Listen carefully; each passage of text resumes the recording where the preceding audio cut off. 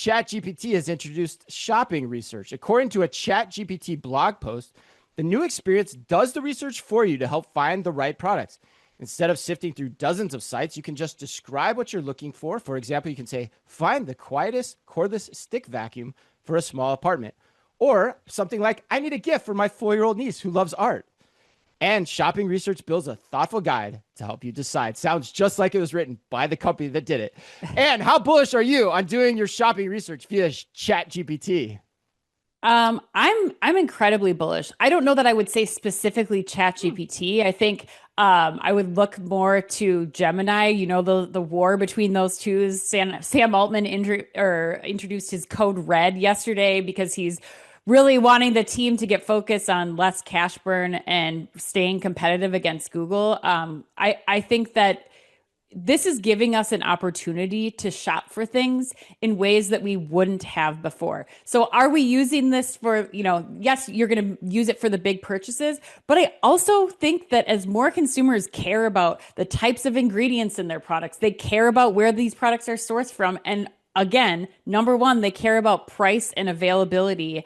We've never had this visibility before in a platform. So I do think we could start to see people say like, I'm looking for a better for you snack for my kids. And these are the options. What are those things? What are the ingredients? List this out on a table for me because I think people are going to start using this tool as a way to even shop for things like essentials, for groceries, for personal items.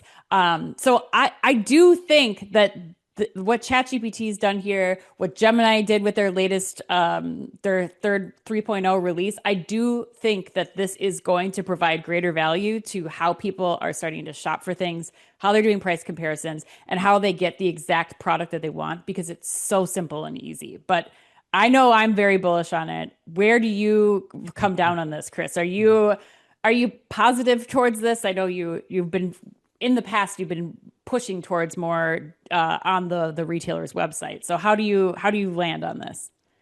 Yeah, I mean, overall, I think it's a smart move by ChatGPT, 100%. I think Yeah. that makes sense. But again, I'm slowing my roll on the importance of it overall because to me, like I'm wondering, the big question I have is how many product searches are actually as research intensive as you're describing?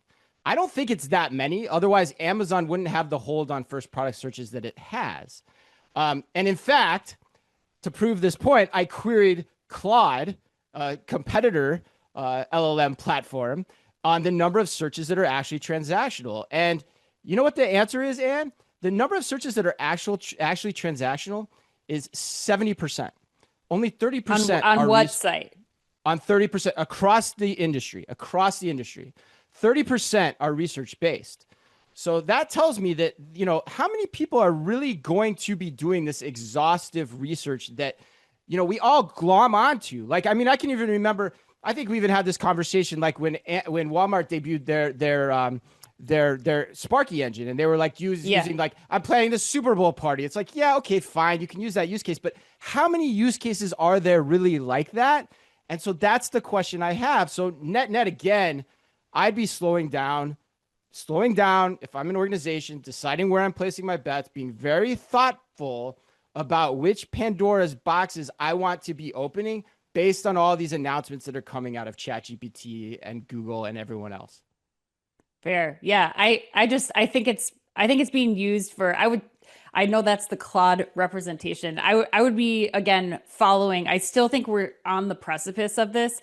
I think we need to we need to gather more data before we can make any kind of true assessment as to how much people are going to be searching. I think it's still in its infancy. It's only been around for, 2 years really where it's reached mass adoption.